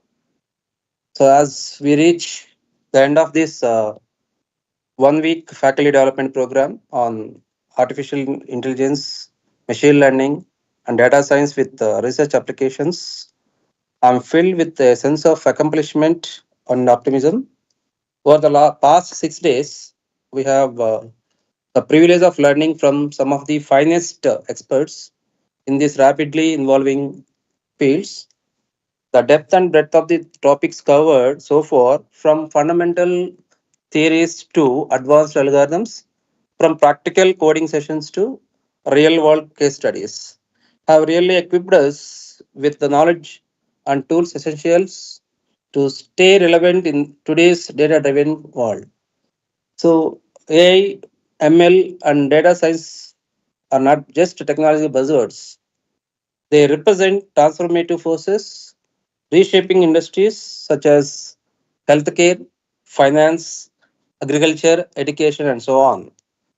The integration of these technologies into research and teaching can open new avenues for innovations, efficiency, and impact. So, this program has provided a unique platform to engage in meaningful discussions, ask challenges questions, and collaborate with peers from diverse backgrounds. Such interactions broaden our perspectiveness and inspire creative solutions to complex problems. I would like to extend my heartfelt gratitude to all resource persons who shared their expertise generously and patiently, ensuring that the sessions were both enlightening and engaging. I also appreciate the organizing committee, especially Dr. Kiran and I Saptami, had worked in seamlessly coordinating this event despite the challenges of an online format. To all the participants, your enthusiasm, dedication, and active involvement have been truly commendable because I have seen all the sessions, almost all 300 plus participants are there through in online. So I encourage you to carry forward the momentum from this FDP into your classrooms and research labs. So apply these new learnings to design innovative curricula, guide student projects, and initiate interdisciplinary research collaborations. So it's really required nowadays for institutions. So in closing, let us remember the world of AI, ML, and data science in vast and ever changing. So this program is just the beginning of ongoing journey. I urge you all to stay curious, keep experimenting, and continue sharing knowledge with your colleagues and students. Thank you once again for your participation and support. I wish you all very best in your future endeavors and look forward to seeing the remarkable contributions you will be make your respective fields. Thank you and all. Thank you. Over to Saptami.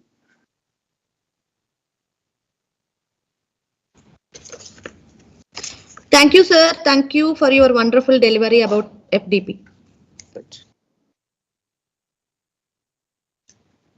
Leaders are made, they are not born. They are made by hard effort, which all of us must pay to achieve any goal that is worthwhile. It's my pleasure to welcome our pattern of this FDP who supported and give us the path to conduct this FDP, Dr. K. Srinivas Rao, Principal MLRIT, to address the gatherers.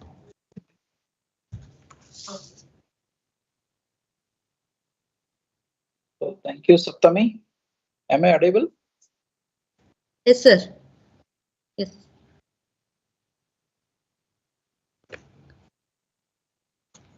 Good afternoon, everyone. It is with immense pride and pleasure that I stand before you today at the valedictory session of the 1 week faculty development program on artificial intelligence, machine learning, and data science with research applications organized by the Department of Computer Science and Engineering. At the outset, I take this opportunity to express my sincere gratitude to our chief guest, Mr. Sushil Kumar, sir, for taking time out of his busy schedule to be with us today. Sir, your presence online is a source of encouragement and motivation to all of us here, especially to our faculty and research scholars who are striving to stay ahead in today's rapidly evolving technological landscape. To all the participants, our esteemed faculty members and research scholars, I commend your enthusiasm, dedication, and commitment to learning, and your active involvement throughout the sessions has added great value to this program. This FDP was not merely an academic exercise, it was a journey into the world of AI, machine learning, and data science, fields that are just shaping the future of technology, but also opening new avenues for impactful research and interdisciplinary innovation. These technologies are redefining how we approach problems, make decisions, and educate the next generation. Throughout the week, we have had the privilege of engaging with eminent resource persons from academia and industry who have brought in rich perspectives, practical insights, and cutting edge research discussions. I am confident that the knowledge shared in these sessions will not. Hello, am I audible? Yes, sir. Right now, okay. I am confident that the knowledge shared in these sessions will not only strengthen your subject expertise but also inspire fresh ideas for your teaching and research. I would like to appreciate the Department of Computer Science and Engineering, the coordinators, and the entire organizing team for their excellent planning and flawless execution of this program. Your hard work has truly paid off, and this FDP stands as a role to your dedication to academic excellence. As we conclude this enriching week, let this not be an end, but a beginning of innovation driven teaching, collaborative research, and forward thinking mentorship. I encourage you all to apply what you have learned, share it with your peers, and continue your journey of academic growth and discovery. I once again thank Sushil Kumar sir for honoring us with his presence on online. Wishing everyone continued success in your professional endeavors. Stay curious, stay committed, and let us together drive the future of education and technology. Thank you. Over to Saptami.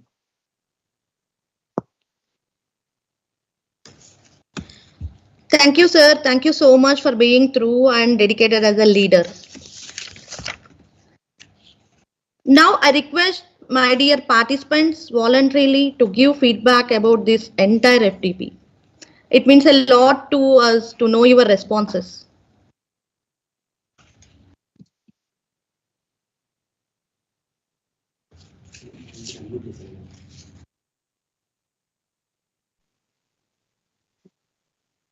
Hello, hello, sir. Am I audible? Yes, yes, please. Yes, sir. Yes, sir. Res- Respected FDP organizers, resource persons, and dignitaries, very good evening to all of you. I am Dr. Devendra Rao, working in CSIR Indian Institute of Chemical Technology, Hyderabad. Oh. Sir, it is really a great learning experience to be part of this FDP because it is very much beneficial for me being an AI learner and researcher. Coming to about the research persons, some of the sessions, a session taken by Professor Ramesh Dharawat sir has very clearly explained and compared about to machine learning and deep learning is very interesting and commendable, sir. Like that, Dr. M. Srinivas sir explained deep learning introduction is very much informative. Other research persons like Kaushik Shekharan sir has shown a scope and applications in the area of AI. Actually, it is a direction for research proposals. Like again, Dr. Bhavana Rudra ma'am also explained about optimization techniques very nicely, and optimization models also explained very clearly, which is useful for me, sir. Again, Sushil Kumar sir has explained principal component analysis with two-dimensionality problems, so is very much useful, sir. Like that, all research person had nicely explained about image processing with AI, biometric security, dimensionality problems, and like that, all the research persons are very good and informative sessions, sir. And some of the faculty also thrown light about quantum computing. Actually, that is the upcoming research area. Those hints and suggestions are useful, sir. Overall, I learned a lot in this FDP program, and sincere thanks to FDP coordinators, resource persons, and organizers, sir. Actually, one suggestion is there in future, if possible, you conduct to FDP program on these upcoming areas like quantum computing, digital twins, like that, sir. We will join again, give opportunity to join next time whenever you conduct FDP programs. Thank you very much to all of you, sir. Very good, sir. Thank you. Definitely, we'll plan for quantum computing. Definitely, we'll consider your suggestions, sir. Yeah, thank you, Thank sir. you much. Thank you. Thank you. Good afternoon, everyone. I am Sasmita Kumari Pradhan, Assistant Professor from Department of CSC from MLRIT. I would like to tell you about this FDP. I am big thank you for the organizing team, especially Kiran sir and our HOD sir and principal sir for the smooth coordination and timely communication and experience. I'm looking forward in such a enhancing FDP in future. Thank you very much.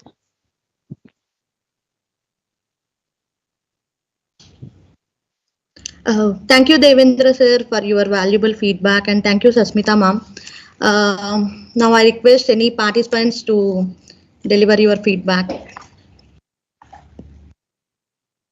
Yeah, good evening, ma'am. This is Ratnamala, Assistant Professor from CSC Department.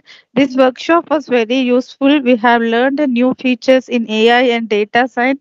I would like to thank the coordinators and also our HOD sir and principal for organizing the FTP. It was very useful.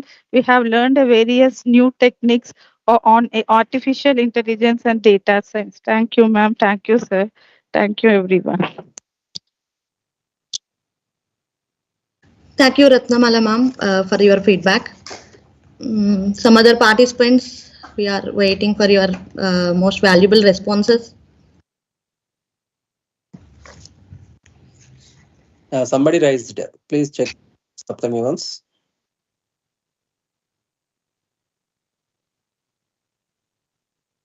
You can unmute yourself, sir, please. Yes. I hope my voice is audible. Yes, sir, you are audible, sir. Thank you, sir. Thank you very much. Myself, Dr. Jayapandian from Christ University, Bangalore. This is the second year I am attending this online workshop, particularly organized from your end. This is a very nice arrangements. Normally, we attend online sessions. No, a lot of the time, just name check they arrange for any 1 or 2 hours sessions. But this continuous session from morning 10 o'clock to 12, time management is very nice. Particularly from the organizer from Kiran and Sardami ma'am, keep on sending the updated message in a WhatsApp group. So very nice arrangements from the organizer end. Apart from that, the resource persons, particularly the afternoon session, they are giving for hands-on session in first day and third day and all. Very nice hands-on sessions. because normally we feel in online sessions and all, we are not getting any hands-on session from other places. This is really very nice, eyes-opening session. In the field of IoT, many people not taking these kind of efforts. Really, very session. Thanks to these organizers and management, principal and HOD, all the people. Very nice session. Only one request from our end. In future events, please try to communicate through, because now you have all our email ID and WhatsApp number. If possible, further events, try to convey through any kind of mode. It is very helpful to attend and for coming years. Thank you. Thank you, sir. Thank you, Jay Pandian, sir, for your valuable feedback. I request any other participants.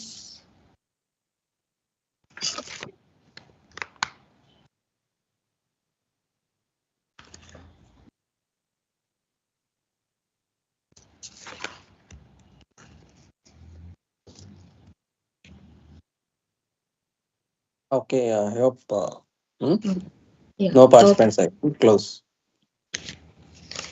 So now the session came to the end. It's time for vote of thanks. This to be a great honor and privilege to propose the vote of thanks on this occasion of behalf of the Department of Computer Science and Engineering. First and foremost, I thank Honorable Chairman Sri Mari Lakshman Reddy Garu, Chairman Sri Mari Rashekar Reddy Garu, Secretary, Srimati Mari Mamta Reddy, Treasurer, our Director Ms. Mari Shreya Reddy Garu and Dhiran Reddy Garu for offering us with all the amenities which our Prime needs to make this event grand success. We feel very grateful to our principal, Dr. K. Srinivas Rao Garu, for his votes of encouragement. His stable guidance has always been encouraging. I thank him for his interest and continuous support in all aspects. Thank you so much, sir. We are extremely thankful to our Head of Department, Computer Science and Engineering, Dr. A. Balram Garu, who was named as the backbone of all our doings in the department. And we thank you for your motivation for organizing this 6-day FDP. Thank you, sir, for your support and encouragement. We are deeply grateful to Dr. Azmira Kiran Garu, the coordinator of this FDP, for his tireless efforts and dedicated involving in making this 6-day FDP a grand success. I would like to thank all the coordinators of this FDP for your involvement behind the scenes. Thank you so much for your support. My heartfelt thanks to the resource persons for accepting invitations.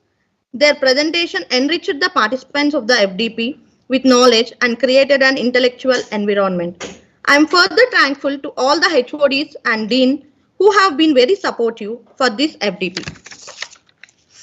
I am very thankful to each and every computer science and engineering department and emerging branch teaching staff members who have contributed and played their part in this success. A special gratitude to the non-teaching staff members also who have worked hard to ensure that this FDP becomes a grand success. I thank all the remarkable invitees present here accepting our invitation. Last but not least, the wonderful participants from various states contributed their part and who have turned up in such great numbers. Without their support, this program would not be successful. Thank you so much for your keen interest and participation in the FDP. Thank you, everyone. I hope that our paths will cross again in the future and that we will have more opportunities to collaborate and exchange ideas. Thank you once again for your inspiring thoughts, and I wish each and everyone all the best in your future endeavors. I, Saptami, Assistant Professor, Department of CSE, MLRIT, signing off.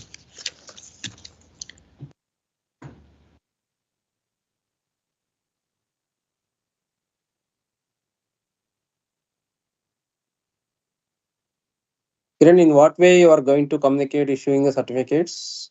How many days it will take? Please inform the. Sir, yes, sir. Yes, sir. Sir, by today we are going to share the pitch, sir, and we are sharing the final feedback link. And by Monday we'll distribute the certificates through their email ID, sir.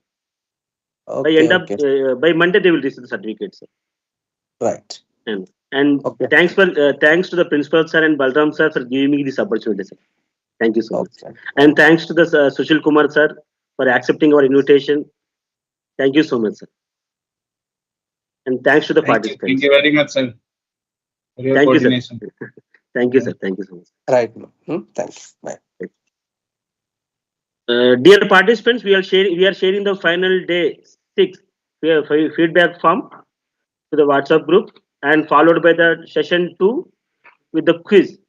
So the final day feedback and filling is mandatory, and those will clear the exam, they will get the certificate based on the attendance. So thanks for your patience and cooperation. Thank you, one and all. So exam will be the quiz link will be enabled up to 8 o'clock today. Thank you so much.